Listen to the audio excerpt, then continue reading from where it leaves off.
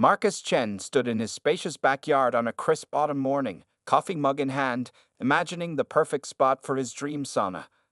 As a physical therapist who spent his days helping others recover from injuries, he understood the incredible healing benefits of heat therapy better than most. His patients often complained about the high costs of wellness treatments, which had sparked an idea in his mind 6 months ago.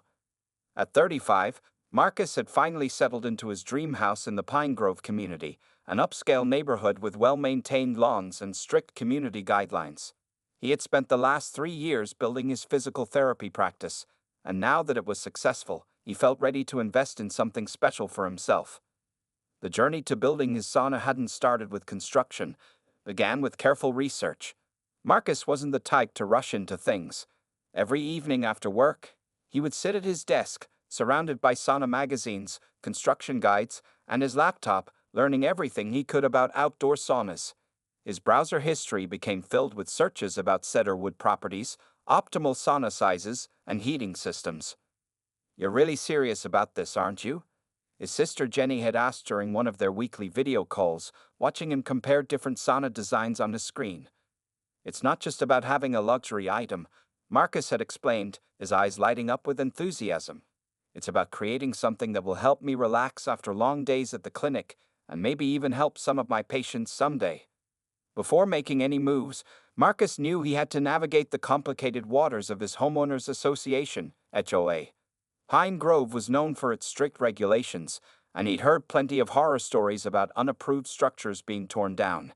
He spent 2 whole weekends carefully reading through the HOA guidelines, highlighting relevant sections, and taking detailed notes. To his relief, he found nothing specifically prohibiting outdoor wellness structures. The guidelines mainly focused on height restrictions, distance from property lines, and aesthetic requirements. Marcus even went the extra mile and took photos of similar structures in neighboring communities to use as references. With $12,000 saved up from his practice's profits, Marcus began reaching out to contractors. He interviewed 5 different companies, checking their credentials and previous work. Finally, he settled on Mountain Creek Builders, a local company with experience in custom outdoor projects. Their lead contractor, Tom Wilson, shared Marcus's passion for detail and quality. "We'll use Western red cedar," Tom had explained during their planning meeting. "It's naturally resistant to decay and perfect for outdoor saunas. Plus, it gives off that amazing scent when heated." The design they settled on was both elegant and practical, a 6x8-foot structure with a small changing room and a main sauna area. The exterior would match Marcus's house perfectly, with similar trim colors and architectural details. They positioned it strategically in the backyard, visible from his bedroom window but discreet enough not to overshadow the main house. Construction began on a Monday morning in early October. Marcus took half a day off from work to be there when the crew arrived. He watched with excitement as they marked the foundation area and began the initial groundwork. The neighbors, curious about the activity, would stop by to ask questions, and Marcus was happy to explain his vision. "It's going to increase all our property values," he told Mrs. Thompson from next door, who seemed particularly interested in the project. Studies show that wellness amenities are becoming increasingly popular with home buyers. Over the next 2 weeks, Marcus documented every step of the construction process with photos and videos. He kept all receipts, permits, and documentation carefully filed away, a habit from running his own business that would prove invaluable later. The sauna gradually took shape, looking even better than he had imagined. By the time the project was completed, it was a stunning addition to his property. The cedar wood gleamed in the sunlight, and the small stone path leading to it looked like something from a luxury spa magazine. Marcus had even added some strategic landscaping around the structure, decorative rocks and small evergreen bushes that made it look like the sauna had always been part of the property. Looking at the finished project, Marcus felt a deep sense of satisfaction. He had done everything by the book, created something beautiful, and was about to enjoy the fruits of his careful planning. Little did he know that his dream project would soon become the center of a neighborhood controversy that would test his patience, determination, and knowledge of property laws in ways he never expected. For Marcus Chen, the first 3 months with his new outdoor sauna were nothing short of perfect. Every morning before heading to his physical therapy clinic, he would wake up early to enjoy a relaxing session in his cedar sanctuary. The gentle warmth of the sauna combined with the peaceful morning silence became his favorite way to start the day. The structure had turned out even better than he had hoped. The western red cedar wood had developed a beautiful golden patina in the sunlight, and the small garden he had planted around it was thriving. Marcus had installed soft outdoor lighting that made the sauna glow invitingly in the evening hours, creating a spa-like atmosphere in his backyard. "It's like having a high-end spa resort in your own backyard," commented Sarah Peterson, his next-door neighbor, who had become increasingly interested in the sauna's benefits. Marcus had started hosting what he called Wellness Wednesdays, where he would invite a few neighbors over to experience the sauna and learn about its health benefits. During these gatherings, Marcus would share his knowledge about heat therapy and proper sauna use. He made sure to keep the gatherings small and quiet, always mindful of the neighborhood's peace. These sessions became quite popular, especially with his older neighbors who suffered from arthritis and joint pain. "My back hasn't felt this good in years," Mr. Johnson, a retired teacher from 2 houses down, told Marcus after his third session. "I've been spending a fortune on massage therapy, but this is something else entirely." The sauna wasn't just benefiting Marcus's neighbors, it was also helping his professional life. He started incorporating sauna therapy discussions into his patient consultations at the clinic, using his personal experience to explain the benefits. Several of his patients even scheduled home visits to use his sauna as part of their recovery programs, which he offered at a discounted rate. Marcus took immaculate care of the structure. Every weekend, he would clean it thoroughly, check the heater's settings, and ensure all safety features were working perfectly. He kept a detailed maintenance log and even created a small manual for proper usage, which he shared with anyone who used the facility. The local HOA board members had walked past his property several times, and none had raised any concerns. In fact, Linda Matthews, one of the board members, had complimented Marcus on how well the sauna blended with the neighborhood's aesthetic. "It's exactly the kind of upscale addition we like to see," she had said during one of her morning walks. As winter approached, the sauna became even more popular. Marcus installed small heated stepping stones leading to the structure, making it accessible even on snowy days. The contrast between the cold winter air and the warm sauna created an invigorating experience that his guests particularly enjoyed. "You should write a guide about building backyard saunas," Jenny, his sister, suggested during one of her visits. "You've thought of everything, from the perfect wood choice to the ideal positioning for privacy." Marcus had indeed thought of everything. He had installed a small changing area with hooks for robes and towels, a water station for hydration, and even a Bluetooth speaker system for those who enjoyed listening to relaxing music during their sessions. The ventilation system was top-notch, ensuring the perfect balance of heat and fresh air. The investment was paying off in ways Marcus hadn't expected. Not only was he saving money on gym memberships and spa visits, but he was also building stronger connections with his neighbors. The sauna had become a focal point for community wellness, bringing people together in a way that felt natural and beneficial for everyone. One particularly memorable evening, as Marcus sat in his sauna watching the sunset through the small window, he felt an overwhelming sense of contentment. He had created something special, something that not only enhanced his own life, but also positively impacted his community.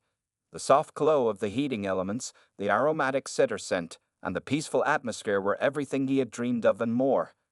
Little did Marcus know that this period of bliss was about to come to an abrupt end. As he enjoyed these peaceful moments, forces were already in motion that would turn his backyard sanctuary into the center of a neighborhood controversy. The perfect setup he had created was about to face its biggest challenge, one that would test not only his patience, but also his understanding of homeowner rights and property laws. It was a chilly Monday afternoon when Marcus Chen's world turned upside down. He had just returned from a weekend medical conference in Boston, his mind still full of new physical therapy techniques he was eager to try with his patients. As he turned his car into Pine Grove Community, everything seemed normal until he reached his driveway. At first, Marcus thought he was at the wrong house. He blinked several times, put his car in park, and stepped out slowly. Where his beautiful cedar sauna had stood just 3 days ago, there was nothing but disturbed earth and scattered debris. The carefully planned landscaping was destroyed, with uprooted plants and crushed stones scattered across the yard. "This can't be happening," Marcus whispered to himself, his legs feeling weak as he walked toward the destroyed area. The heated stepping stones he had installed were cracked and scattered, and the electrical connections had been roughly cut, their wires protruding from the ground like broken fingers. Mrs. Thompson, his elderly neighbor, came rushing out when she saw him standing in his backyard. "Marcus, I tried calling you all weekend," she exclaimed, still wearing her gardening apron. "They came on Saturday morning with a bulldozer. I couldn't believe my eyes." Marcus barely heard her words. He was staring at a piece of paper stuck to his front door, a notice from the HOA. His hands shaking, he read the official-looking document. Notice of unauthorized structure removal. Violation of Community Guidelines Section 7.3. They didn't even give you any warning. Mrs. Thompson continued, her voice trembling with anger. "I told them you had all the proper permissions, but they wouldn't listen. That new HOA president, Mr. Roberts, he just stood there watching them tear it down with this smug look on his face." Inside his house, Marcus fell into his kitchen chair, trying to process what had happened. The sauna he had spent months planning and $12,000 building was gone in a matter of hours. He started making calls immediately. First to Tom Wilson, the contractor who had built the sauna, then to his sister Jenny, and finally to several neighbors who had been regular users of his sauna. "I took videos," said Kevin Park, a neighbor from across the street. "I couldn't believe what I was seeing, so I recorded it on my phone. They were so rough with everything, Marcus. It wasn't right." As the shock began to wear off, anger took its place. Marcus pulled out all his documentation, the HOA guidelines he had studied, the construction permits, the proof of insurance, and every receipt. He spread them across his dining room table, creating a timeline of events.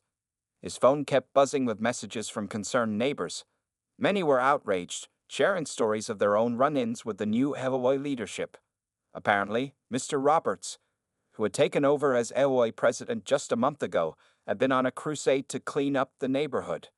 "Remember when they tried to fine me for my rose trellis?" texted Sarah Peterson. "But this is a whole new level of crazy. They destroyed your property without any notice." Marcus's sister Jenny arrived that evening to find him still at his dining room table, surrounded by papers and looking exhausted. "We need to document everything," he told her, his voice hoarse. "Take pictures of all the damage. We need to show what they did." Together, they went outside with flashlights, photographing every bit of destruction. The sight of his ruined backyard under the harsh artificial light made it look even worse. The professionally landscaped area that had been his pride and joy now looked like a construction site disaster. As they worked, Marcus found a small piece of cedar wood half buried in the dirt, a fragment of his destroyed sauna. He picked it up, and the familiar scent of the wood brought tears to his eyes. This wasn't just about losing money or property. It felt like a personal attack on everything he had worked so hard to build. That night, Marcus barely slept. His mind raced with questions. How could they do this without warning? What gave them the right? But most importantly, how could he fight back? Little did the HOA know, their illegal actions had awakened a fighter in Marcus. As he lay awake, staring at his ceiling, he made a promise to himself. This wasn't over. Not by a long shot. The morning after discovering his destroyed sauna, Marcus Chen walked into the Pine Grove Community HOA office precisely at 9 a.m., carrying a thick folder of documents.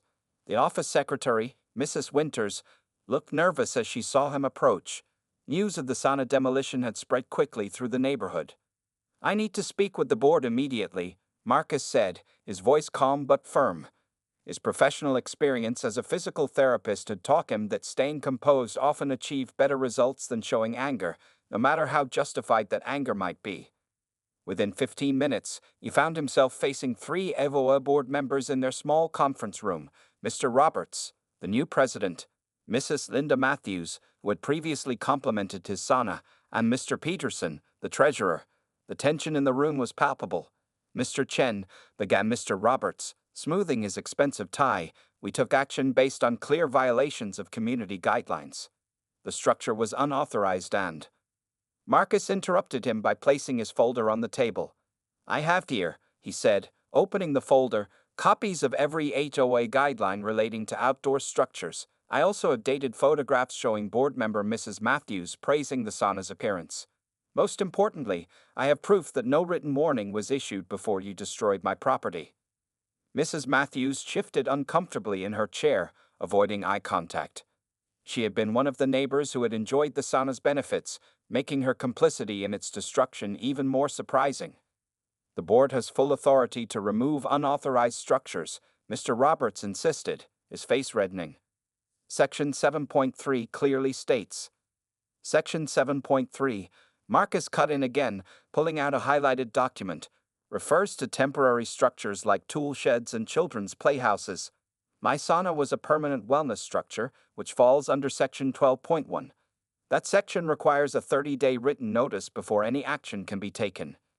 The treasurer, Mr. Peterson, started looking worried.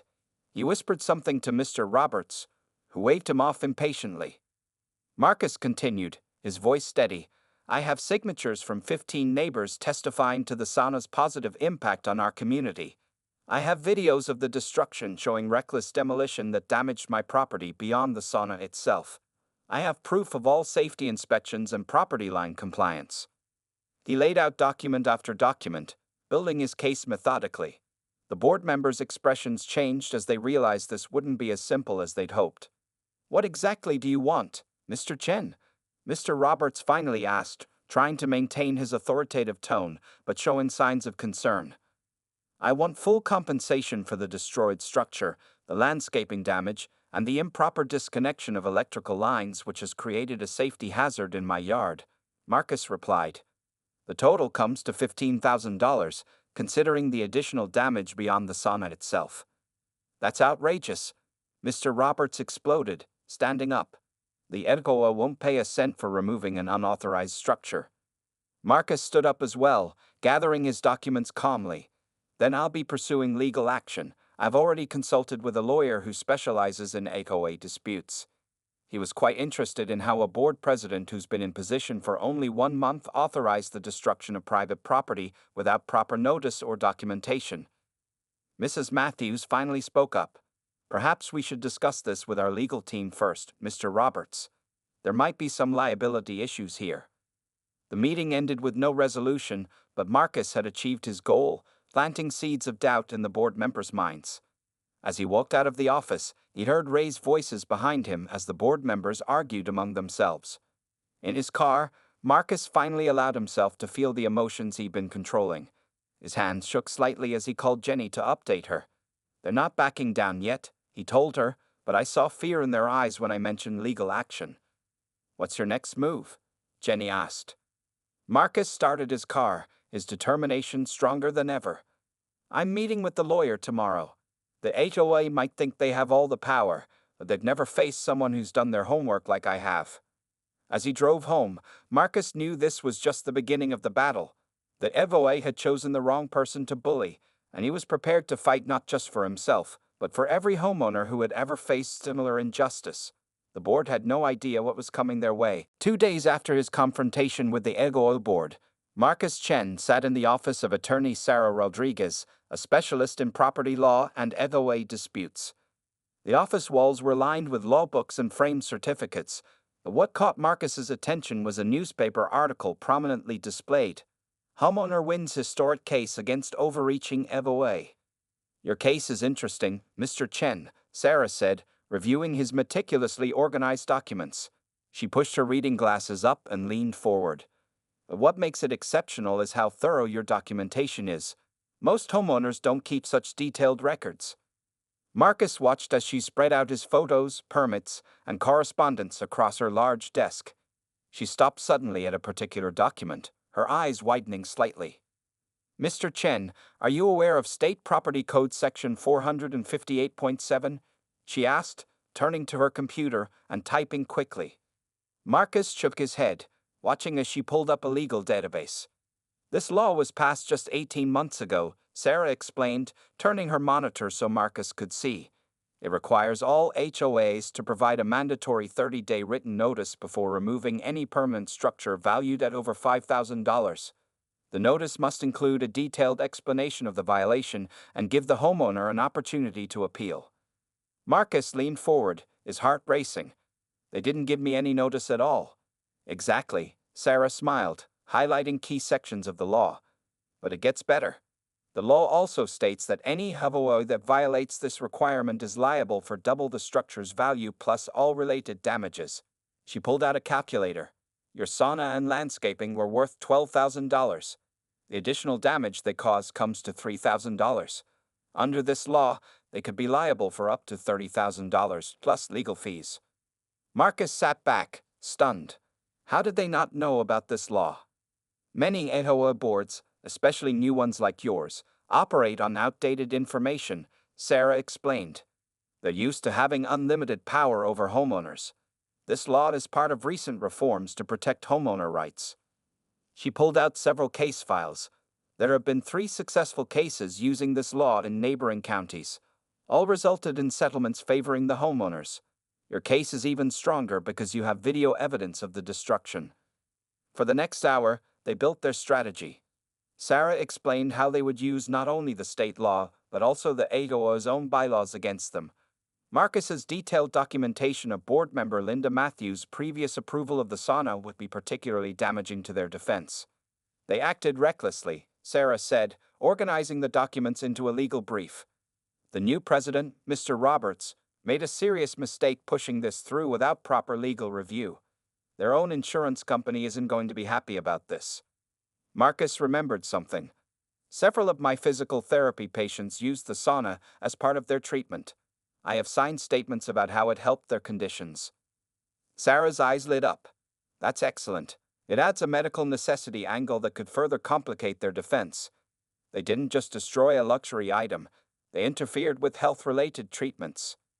As their meeting concluded, Sarah handed Marcus a thick folder containing their legal strategy and copies of the relevant laws. Read through these tonight. Tomorrow, I'll send a formal letter to the HOA board outlining our position and demands. Walking to his car, Marcus felt a weight lift from his shoulders. For the first time since finding his destroyed sauna, he felt truly hopeful. He called Jenny from the parking lot. "We found it, Jenny," he said excitedly. "We found the law that's going to make them pay." "I knew you would," Jenny replied. "You're too thorough to let them get away with this." That evening, Marcus sat in his backyard, looking at the destroyed area where his sauna had stood. But instead of feeling despair, he felt empowered. The law was on his side, and he had an experienced attorney ready to fight for him. His phone buzzed with a text from Mrs. Thompson. "Saw you went to a lawyer today. Give them hell, dear." Marcus smiled, picturing Mr. Roberts' face when he received the legal notice. The HOA board thought they were punishing a rule breaker, but instead, they had started a fight they couldn't win. Sometimes Marcus realized justice comes not from being right, but from being prepared and knowing the law better than those who try to abuse it. Over the next 2 weeks, Marcus Chen and attorney Sarah Rodriguez worked tirelessly to build an airtight case against the Pine Grove HOA. Their efforts turned Marcus's dining room into a makeshift legal command center, with documents, photographs, and witness statements carefully organized across the table. "Your neighbor Kevin's video footage is particularly damaging," Sarah said one evening, reviewing the clips on her laptop. The footage showed the HOA president, Mr. Roberts, clearly directing the demolition crew while they roughly tore down the sauna. "Look here, they didn't even properly disconnect the electrical lines. That's a clear safety violation." Marcus had gathered more evidence than they initially thought possible. His regular Wellness Wednesday participants provided written testimonials about the sauna's health benefits. Mr. Johnson, the retired teacher with back problems, wrote a particularly moving statement about how the sauna therapy had reduced his pain medication needs. "We've also got something interesting from the demolition company," Sarah added, pulling out a new document. They provided a copy of their work order. Guess what? Mr. Roberts told them it was an emergency removal due to safety concerns, but there's no documentation of any safety inspection or violations. The case grew stronger when Linda Matthews, that HOA board member who had previously praised the sauna, came forward privately. Feeling guilty about her role in the incident, she provided emails showing that Mr. Roberts had pushed through the demolition order without a proper board vote. "I can't publicly support you," Linda had told Marcus during a secret meeting at his physical therapy clinic. "But here's proof that proper procedures weren't followed. Roberts just took control and didn't even consult our HOA attorney." Sarah organized the evidence into 3 compelling arguments. First, the clear violation of State Property Code Section 458.7, requiring the 30-day notice period. They had documentation proving no notice was ever issued. Second, The HOA's violation of their own bylaws, which required a full board vote for any permanent structure removal. Linda's emails proved this never happened. Third, the negligent destruction of property and creation of safety hazards during the demolition, supported by Kevin's videos and the demolition company's work order. Look at these property value assessments, Marcus said, showing Sarah recent sales data from the neighborhood. 3 real estate agents confirmed that wellness features like saunas increase property values by 5 to 10% in our area. The HOA actually hurt everyone's property values by removing it. Sarah added this to their growing file. This shows their actions went against their own mission of maintaining property values. It's another contradiction in their defense. They'd also discovered that several other homeowners had faced similar, though less dramatic, issues since Mr. Roberts became president. Sarah helped them organize a private meeting where these residents shared their stories. He threatened to fine me $500 for having wind chimes, one neighbor reported. Said they were a noise violation, even though they're specifically allowed in the bylaws.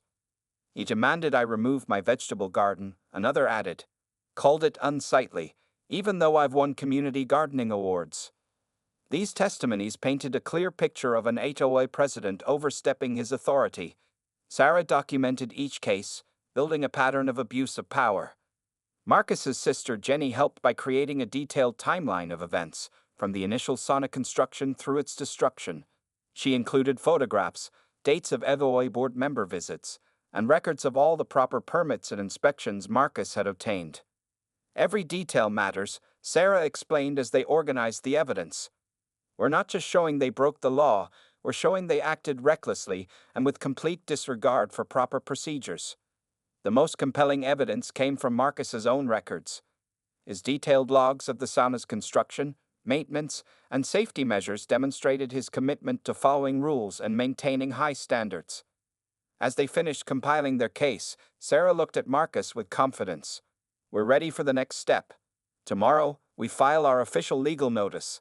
They'll have 10 days to respond before we proceed with the lawsuit.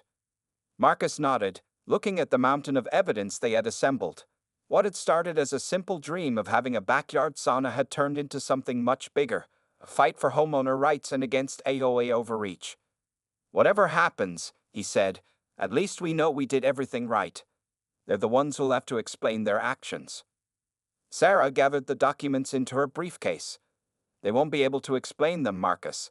That's why we're going to win. The Pine Grove Community Center's meeting room had never been so crowded. On a warm Wednesday afternoon, Marcus Chen sat beside attorney Sarah Rodriguez, facing the HOA board, their lawyer, and a representative from the HOA's insurance company. The room was packed with concerned neighbors who had come to witness the mediation session. Mr. Roberts sat across the table, his usual confident demeanor noticeably shaken.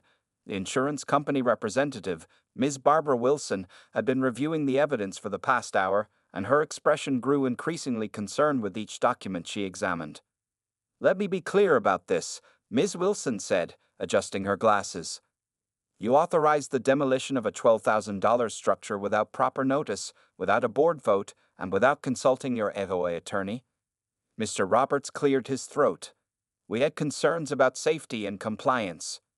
Yet there's no documentation of any safety inspection, Sarah interrupted, sliding forward a copy of the building inspector's original approval. In fact, we have proof that the structure passed all safety requirements just 2 months before its destruction. Linda Matthews, who had been quiet until now, suddenly spoke up. I need to say something. Her voice trembled slightly. Mr. Roberts never brought this to a full board vote. He acted alone, claiming emergency powers that he doesn't actually have. The HOA's lawyer, Mr. Davidson, winced at this admission. He had been scribbling notes frantically, calculating the mounting legal exposure. Furthermore, Sarah continued, we have documentation of board member Matthews previously praising the structure's appearance and construction. We have testimonials from neighbors about its positive impact on the community and evidence that it actually increased property values. Ms. Wilson turned to Mr. Roberts. Why wasn't I informed about State Property Code Section 458.7? This violation alone exposes us to double damages. Mr. Roberts' face reddened. I wasn't aware of that law. Ignorance of the law isn't a defense. Ms. Wilson replied sharply, especially when you're in a position of authority. The meeting continued as Sarah methodically presented their evidence. She showed Kevin's video of the demolition, which caused audible gasps from the audience when they saw the reckless destruction. She presented the testimonials from Marcus's patients who had used the sauna for medical purposes. The liability here goes beyond just property damage, Sarah explained. You interfered with medical treatment that was helping residents manage chronic conditions. Mr. Johnson had reduced his pain medication by 50% thanks to regular sauna sessions. Ms. Wilson did some quick calculations on her laptop. With the structure's value, double damages under state law, the additional property damage, potential medical claims, and legal fees, she looked up grimly. We're looking at potential liability over $50,000 if this goes to court. Mr. Roberts slumped in his chair, finally realizing the magnitude of his mistake. The HOA's lawyer leaned over to whisper something to him, but he just shook his head defeated. There's also the matter of the electrical hazard created by the improper demolition, Sarah added, showing photos of the damaged wiring. The city building inspector has already cited the HOA for this violation. The insurance representative closed her laptop with a decisive snap. Mr. Davidson, I suggest we move this to settlement discussions immediately. I see no scenario where fighting this case benefits the HOA or our company. As the lawyers began discussing settlement terms, Marcus noticed something unexpected. Several board members were actually smiling. Later, he learned that many of them had been frustrated with Mr. Roberts' authoritarian leadership style but hadn't known how to challenge him. Near the end of the meeting, Mrs. Thompson stood up from the audience. I move that we schedule an emergency board election, she announced. We clearly need new leadership. The motion received immediate support from other residents, and even some board members nodded in agreement. Mr. Roberts, seeing the writing on the wall, gathered his things and left the room without a word. As the meeting concluded, Marcus felt a mix of emotions, vindication, relief, and even a hint of sympathy for Mr. Roberts, whose arrogance had led to his own downfall. Sarah gathered their documents, looking pleased. They'll settle, she whispered to Marcus. The only question now is how much they're willing to pay to make this go away quietly. Marcus nodded, knowing that his fight had accomplished something bigger than just compensation for his sauna. It had exposed the importance of accountability and proper procedures in HOA governance, and reminded everyone that even those in authority must follow the rules. 6 months after the dramatic mediation session, Marcus Chen stood proudly in his backyard, admiring his new setter sauna. This one was even better than the original, larger, with improved features and top-of-the-line equipment. The settlement with the HOA had provided him with $18,000 for the new structure, plus additional funds for landscaping restoration and legal fees. It's absolutely beautiful, Mrs. Thompson said, attending the informal ribbon-cutting ceremony Marcus had organized for the neighbors who had supported him through the ordeal. And to think, all this happened because someone didn't bother to read the law. The changes in Pine Grove community went far beyond Marcus's new sauna. The incident had sparked a complete overhaul of the HOA's governance. Mr. Roberts had resigned from the board entirely, and the new leadership, headed by Mrs. Thompson herself, had implemented transparent procedures for handling property disputes. We've actually used your case as a template, Linda Matthews explained to Marcus as she admired the new sauna's interior. Every board member now has to complete training on state property laws and homeowner rights. No more shooting from the hip with enforcement. The new sauna emerged as a symbol of homeowner rights in the community. Marcus had worked with the new board to draft clear guidelines for outdoor wellness structures, creating a framework that other homeowners could follow. 3 other residents had already submitted plans for similar projects. The best part, Marcus told his sister Jenny as they relaxed in the new sauna, is that the insurance company insisted on new procedures for structure removal. Now, every action requires documented violations, proper notices, and board approval with a mandatory waiting period. The contractor, Tom Wilson, had outdone himself with the new construction. The sauna featured improved ventilation, energy-efficient heating, and a small covered porch area for cooling down. The landscaping around it, designed by a local artist, incorporated the natural slope of the yard with native plants and gentle lighting. You know what makes me happiest? Marcus said to Sarah Rodriguez, who had stopped by to see the finished project. Every time someone uses this sauna, it's a reminder that standing up for what's right can make a real difference. The community had changed in other ways too. The incident had brought neighbors closer together, creating a more engaged and informed homeowner population. Monthly board meetings, once sparsely attended, now drew regular crowds of residents interested in community governance. Marcus had resumed his Wellness Wednesdays, now with official HOA approval. Mr. Johnson, whose back pain had worsened during the months without sauna access, was the first to return as a regular user. "It's like welcoming back an old friend," he said during his first session in the new sauna. The story of Marcus's fight and victory had spread to other HOA communities in the area. He occasionally received calls from homeowners facing similar situations, and he always shared copies of the state law that had helped him win his case. "Sometimes standing up for yourself helps others too," he explained to a group of physical therapy patients who asked about the story. "It's not just about having a sauna, it's about knowing your rights and being willing to defend them." 1 year after the incident, Pine Grove Community won an award for HOA governance innovation. The new transparent procedures and homeowner protection policies, born from Marcus's case, have become a model for other communities.